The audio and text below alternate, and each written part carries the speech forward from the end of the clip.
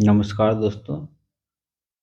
आज हम लोग का जो एमसीक्यू होगा ये प्राचीन भारतीय इतिहास का लास्ट एमसीक्यू होगा। इससे पहले हम लोग ने सारा प्राचीन भारत का एमसीक्यू प्लस थ्योरी क्लास का डिस्कशन कर चुके हैं। और आज का जो एमसीक्यू हम लोग देख रहे हैं इसका ये हो जाएगा प्राचीन भारत के साहित्य एवं साहित्यकारों के बारे में ना। उससे रिलेटेड जितने भी एग्जाम में अब तक क्वेश्चन पूछे गए हैं वो हम लोग सारा डिस्कस करेंगे यहाँ पे ना। ठीक है, स्टार्ट करते हैं। आज का पहला क्वेश्चन है, इतिहास का पिता की पदवी से सही अर्थ में निम्न में से किससे संबंधित है? किससे संबंधित है? तो ये कौन है? तो ये यूनानी है ना। यूनानी लेखक कौन है? हेरियोडोटस है ना। हेरियोडोटस है ना, ध्यान रखिएगा। हेरियोडोटस को भारतीय इतिहास का पिता कहा जाता है। ठीक है, ध्यान रखिएगा। उसके बाद नेक्स्ट क्वेश्चन है, सूची वन और सूची टू को मिलान करने के लिए कह रहा है ना। हम लोग ध्यान से देखेंगे। अष्टाध्याय, अष्टाध्याय के बारे में हम लोग जान रहे हैं। अष्टाध्याय किसकी रचना है? तो पाणिनि की रचना है। महाभाष्य, महाभाष्य की रचना किसने किसने की? तो पतंजलि ने किए हैं। और क्या निरुक्त, निरुक्त की रचना किसकी है? तो यास्क है ना, यास्क की रचना है। और वार्तिक की रचना क्या है? वार्तिक की रचना क्या है? तो कात्यायन है ना, कात्यायन है ना। आप लोग ध्यान दीजिए इसका। इसका ऑप्शन क्या हो जाएगा? तो one, one three, one three one two है ना। वन थ्री वन टू देखते हैं किसमें ऑप्शन में। Sorry, four three one two है ना, ऑप्शन ए यार गया। फोर थ्री वन टू है ना, फोर थ्री वन टू। इसका नेक्स्ट क्वेश्चन है, क्वेश्चन है मुद्रा राक्षस के लेखक निम्नलिखित में से कौन है? निम्नलिखित में से कौन है? इसके बारे में पूरा डिस्कस हम लोग कर चुके हैं थोड़ी क्लास में ना। मोर वंश से रिलेटेड है। और मूलतः क्या चंद्रगुप्त मौर्य के जीवन पर प्रकाश डाला गया है। तो मुद्रा राक्षस के लेखक कौन है? तो विशाख दत्त है ना। आप लोग ये थोड़ी क्लास में निम्नलिखित साहित्य, निम्नलिखित साहित्य है ना, साहित्य पुस्तक में कौन सी गुप्त काल में लिखी गई है? गुप्त काल में कौन कौन सी पुस्तक लिखी गई है? ये चारों बुक गुप्त काल में ही लिखी गई है ना। तो हम लोग देखते हैं कौन कौन क्या बुक लिख। देखिए, अमर सिंह, अमर सिंह जो है ना अमरकोश की रचना की। ठीक है, कौन? अमर सिंह अमरकोश को लिखा है ना। उसके बाद क्या है? कामसूत्र, कामसूत्र की रचना किसने की है? तो वत्स्यायन है ना, वत्स्यायन। आप लोग ध्यान रखिएगा। उसके बाद कालिदास मेघदूत, आप लोग देख चुके होंगे। कालिदास मेघदूत लिखे हैं। और मुद्रा राक्षस जान ही रहे, विशाख दत्त द्वारा लिखे गए ना। ये चारों चारों जो है ना गुप्त काल में लिखी गई पुस्तक है ना। तो आप इसके लेखक के भी नाम हम लोग देख चुके हैं। तो नेक्स्ट देखते हैं, नेक्स्ट क्वेश्चन क्या है।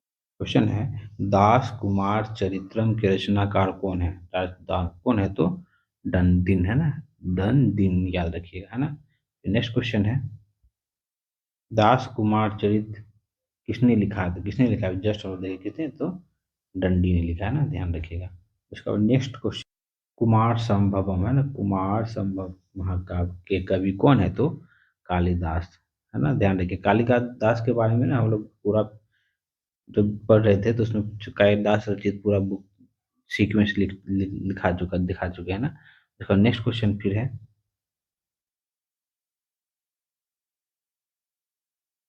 निम्नलिखित में से कौन सी पुस्तक कालिदास द्वारा नहीं लिखी गई है ना। सेम पूछ रहा है ना। निम्नलिखित में से कौन सी पुस्तक कालिदास द्वारा नहीं लिखी गई है? तो देखिए, मेघदूत लिखी गई है ना। कुमार संभवम अभी हम लोग जस्ट देखे, कुमार संभवम भी कालिदास द्वारा लिखित है पुस्तक है। और ऋतु संहार भी क्या है? कालिदास द्वारा लिखित पुस्तक है।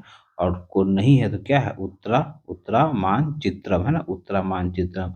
उत्तरा नाट्य शास्त्र, ध्यान रखिएगा। भारतीय शास्त्रीय संगीत का बाइबल ग्रंथ नाट्य शास्त्र को कहते हैं ना, नाट्य शास्त्र को कहते हैं।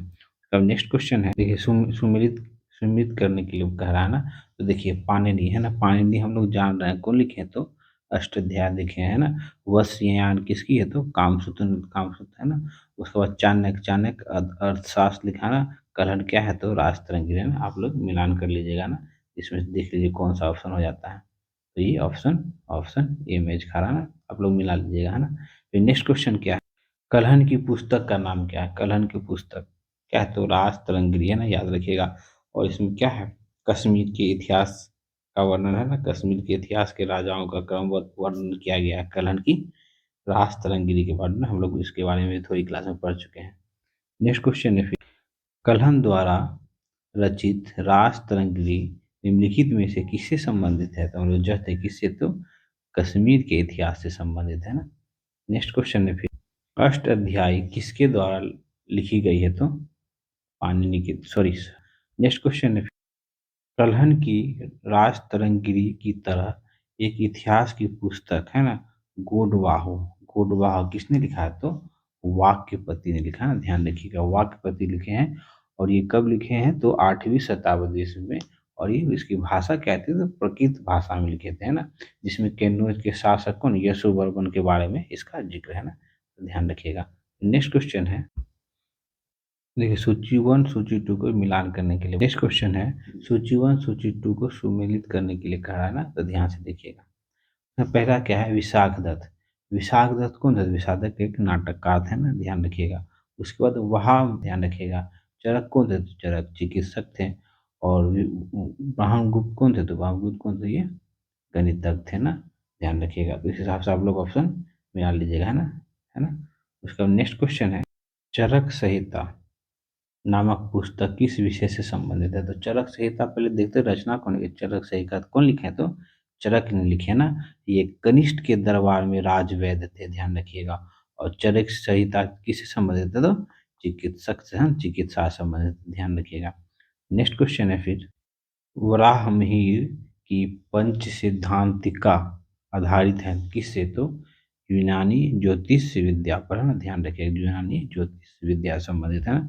नेक्स्ट क्वेश्चन हो क्या है? तो ये पाली ग्रंथ है, यह एक पाली ग्रंथ है, जिसमें जिसमें क्या है? जैन भिक्षु, क्या जैन भिक्षु को नागसेन तथा यवन शासक मिनांडर के बारे में संवाद है, दोनों का संवाद है, किसमें? तो मिलिंद प्रणव में, ध्यान रखिएगा। उसका नेक्स्ट क्वेश्चन है, देखिए, बौद्ध ग्रंथ है ना, बौद्ध ग्रंथ मिलिंद प्रणव में जिन यवन शासक पर प्रकाश डाला गया है, किन यवन शासक पर प्रकाश डाला? जस्ट हम देखें ना, तो मिलिंद मिलांडर है ना, मिलांडर के बारे में जस्ट देखें हम लोग ना। तो नेक्स्ट क्वेश्चन है, मिलिंद मिलिंद पुनः राजा मिलिंद और एक बौद्ध भिक्षु के मध्य की संवाद के रूप में वर्णन है, तो ये कौन थे? तो बताइए कौन थे? तो वो नागसेन थे ना, हम लोग देखे थे ना नागसेन के बारे में ना, ऑप्शन सी। तो ऑप्शन सी है ना, नागसेन। क्या है? मिलिंद प्रणव में किसका चर्चा, किसके बारे में क्या है? तो बौद्ध भिक्षु नागसेन और यवन शासक मिनांडर का संवाद है, आपस का, दोनों का बात का वर्णन किसमें? तो मैं ध्यान रखिएगा। नेक्स्ट क्वेश्चन है, सूची वन सूची टू को सुमेलित करना है ना, दरबारी कवि और राजा दिया हुआ है ना, तो आप लोग ध्यान से देखेंगे, है ना। देखिए, अमीर खुसरो किसके राज दरबारी कवि थे? तो किसके थे? तो अलाउद्दीन खिलजी के थे, ध्यान रखिएगा। कालिदास, कालिदास किसके दरबारी कवि थे? तो चंद्रगुप्त द्वितीय के।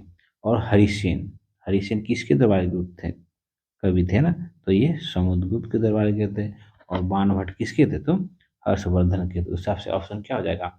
4 1 2 3, है ना, 4 1 2 3 देख लीजिए किसमें है, 4 1 2 3 किसमें है? तो ऑप्शन बी में, ध्यान रखिएगा। इसका नेक्स्ट क्वेश्चन है, राजतरंगिणी के लेखक कल्हण के समय शासक था कश्मीर में कौन था? तो अंतिम अंतिम देख रहे थे, अंतिम कश्मीर का हिंदू शासक कौन था? तो जयसिंह था। यहीं पे कल्हण की जो पुस्तक होती है राजतरंगिणी, क्या होती है? समाप्त हो जाती है ना। इसके बारे में हम लोग थोड़ी क्लास में डिस्कस कर चुके हैं ना। फिर देखते हैं, नेक्स्ट क्वेश्चन है, तरंगिणी के कुल कितने तरंग हैं? तो ये 8 तरंग है ना, आप लोग ध्यान रखिएगा। नेक्स्ट क्वेश्चन, कल्हण कल्हण की राज तरंगिणी को किसने आगे बढ़ाया? तो किसने आगे बढ़ाया? जोन राज और श्रीवर, है ना, जोन राज और श्रीवर ने आगे बढ़ाया ना। उसका बाद नेक्स्ट क्वेश्चन, सौंदरानंद किसकी रचना है? किसकी रचना है? तो ये अश्वघोष की रचना है। अश्वघोष कौन थे? अश्वघोष कुषाण शासक कनिष्ठ के राजकवि थे। उसकी रचना में कौन? बुद्ध, अश्वघोष ने बोध चरित की रचना की है ना। और इसके बाद क्या? सौंदरानंद की रचना की है। उसके बाद सरिपुत्र प्रकाशन प्रकाशन की भी रचना की है। किसने? तो अश्वघोष ने ना, ध्यान रखिएगा। उसके बाद नेक्स्ट क्वेश्चन है, नागानंद, रत्नावली और प्रियदर्शिका के लेखक कौन है? तो ये हर्षवर्धन है ना। ये हर्षवर्धन ने लिखा, ये तीनों जो है ना, क्या संस्कृत की नाटक है ना, संस्कृत की नाटक ग्रंथ है, ध्यान रखिएगा। नेक्स्ट क्वेश्चन है, निम्नलिखित 4 ग्रंथों में कौन सा ना विश्व कोशीय ग्रंथ है? तो विश्व कोशीय ग्रंथ कौन है इसमें से? विश्व कोशीय ग्रंथ है क्या? बृहत संहिता, है ना। बृहत संहिता जो है विश्व कोशीय ग्रंथ कहा जाता है ना। बृहत संहिता जो है गुप्त काल में ब्राह्ममिहिर द्वारा संस्कृत में रचित एक क्या विश्वकोश है ना, ध्यान रखिएगा। उसका नेक्स्ट क्वेश्चन है, निम्नलिखित युगों में से कौन सा सही सूलमेत है, पहचाना है ना। तो मृच्छकटिकम शूद्र की है ना। उसके बाद देखिए क्या है, बोधचरित ने वसुबंधु ने ना, हम लोग देखे ना वसु को बोधचरित किसने लिखा है, तो अश्रु घोष ने लिखा है ना, ध्यान रखिएगा।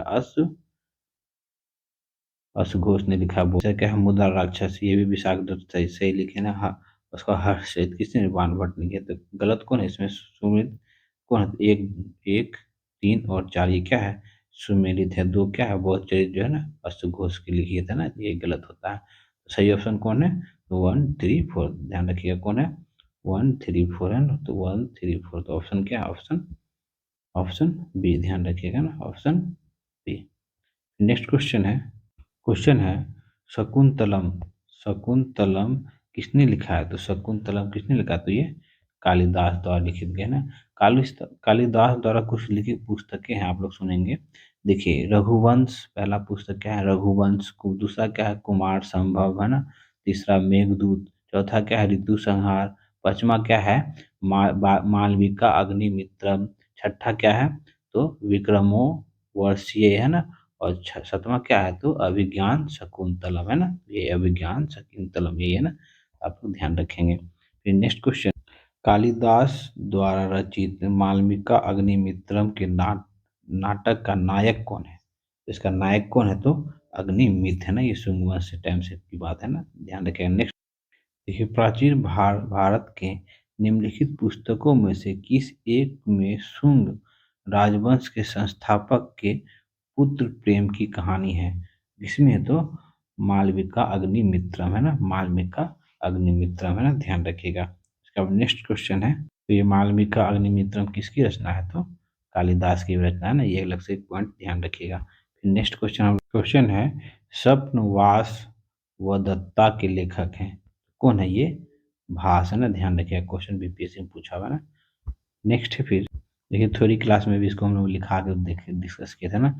गीत गोविंद काव्य के रचयिता कौन है, तो ये जयदेव है ना, बहुत इंपॉर्टेंट, बहुत एग्जाम में पूछा जाता है। तो गीत गोविंद काव्य की रचना कौन किया, तो जयदेव। नेक्स्ट देखिए, गीत गोविंद के गीतकार जो जयदेव हैं, वो किसकी सभा को अलंकित करते हैं, तो ये लक्ष्मण सेन की सभा को अलंकित करते हैं, जो कि बंगाल के शासक हैं। देखिए ना, डी ऑप्शन में क्या है, लक्ष्मण सेन है। ये क्या बंगाल के राजवंश में ना, सेन वंश से संबंधित है, ध्यान रखिएगा। नेक्स्ट है, तुम्हारा अधिकार कर्म पर है, फल की प्राप्ति पर नहीं, निम्नलिखित में से किस ग्रंथ में कहा गया है।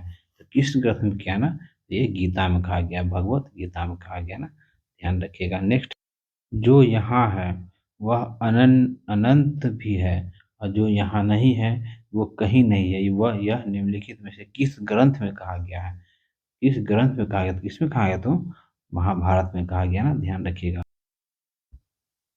पंचतंत्र मूल रूप से लिखी गई है किसके द्वारा, तो विष्णु शर्मा के द्वारा लिखी गई है ना, ध्यान रखिएगा।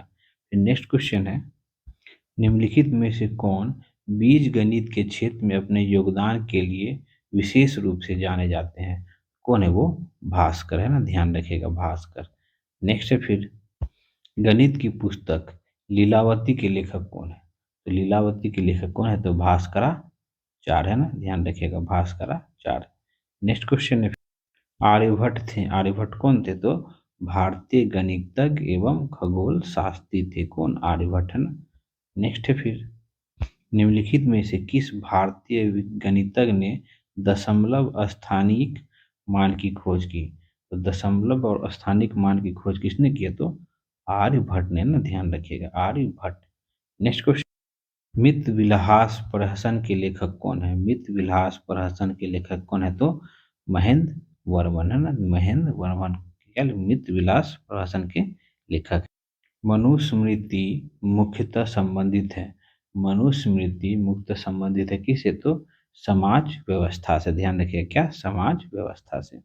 नेक्स्ट है फिर, प्राचीन काल में महान विधि निर्माता थे, तो कौन थे, तो मनु है ना, मनु महान विधि निर्माता थे। नेक्स्ट, निम्नलिखित में से किसे किसे भारत का प्रथम विधि निर्माता माना जाता है, तो जस्ट देखिए कौन, तो मनु को, है ना, ध्यान रखिएगा, मनु। नेक्स्ट है, फिर देखिए क्वेश्चन है, शून्य का आविष्कार किया था, शून्य का आविष्कार किसने किया था? तो किसी अज्ञात भारतीयों ने किया था ना, इसके बारे में देखते हैं। शून्य का आविष्कार कई ईसा पूर्व सॉरी ईसा पूर्व दूसरी शताब्दी में किसी अज्ञात भारतीयों ने किया था ना। अरबों ने इसे भारत से सीखा और यूरोप में फैलाया ना। अरब देश में शून्य जिसे पता ही नहीं चला कि हाँ इसका आविष्कार को भारतीय किया होगा ना, तो ये लोग यूरोप वासी लोग जानने लगे कि तो यूरोप वासी किया होगा ना। लेकिन कौन किया था? तो भारतीय किए थे, लेकिन अज्ञात रहा हुआ है ना। नेक्स्ट क्वेश्चन है, शून्य की खोज की किसने? शून्य की खोज की दिया हुआ देखिए, रोमन वासियों ने, है ना, चीनियों ने तो किसने किए? तो भारतीयों ने, है ना, ध्यान रखिएगा, भारतीयों ने की है ना शून्य की खोज। नेक्स्ट एक क्वेश्चन है, निम्नलिखित में से सबसे प्राचीन वाद्य यंत्र कौन है? तो सबसे पुराना वाद्य यंत्र कौन है? तो वीणा है ना। तो ठीक इसी ये तक था। इसी के साथ प्राचीन भारतीय इतिहास का फ्रेंड्स एमसीक्यू भी अभी समाप्त हुआ है ना। इससे पहले हम लोगों ने थोड़ी प्राचीन भारतीय इतिहास से रिलेटेड पूरा थ्योरी क्लास को भी बहुत अच्छा से कवरअप किया है। हर चैप्टर के बाद उससे रिलेटेड एमसीक्यू ने सॉल्व किया। आप लोगों ने नहीं देखा है तो प्लीज़ जाके प्लेलिस्ट में जाइए, वहाँ पे सबका प्लेलिस्ट बना दिया गया है ना। ठीक है फ्रेंड्स, देखते रहें। अब हम लोग जो है मध्यकालीन भारतीय इतिहास पढ़ेंगे और उससे रिलेटेड चैप्टर वाइज हम लोग प्रॉब्लम सॉल्व करते हुए आगे बढ़ेंगे ना। ठीक है friends, thank you for watching. मिलते हैं फिर नेक्स्ट क्लास में।